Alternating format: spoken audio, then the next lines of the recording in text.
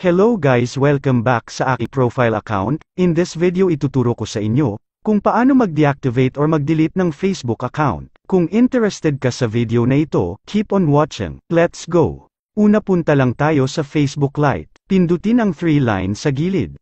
Then pindutin ang Settings at Privacy, then Settings. Pindutin ang Personal and Account Information. Tapos pindutin ang Access and Control. Pindutin ang Deactivation and Deletion. Dito kayo na bahala pumili kung deactivate ba or delete account. For example, itong deactivate account. Pindutin ang Continue to Account Deactivation.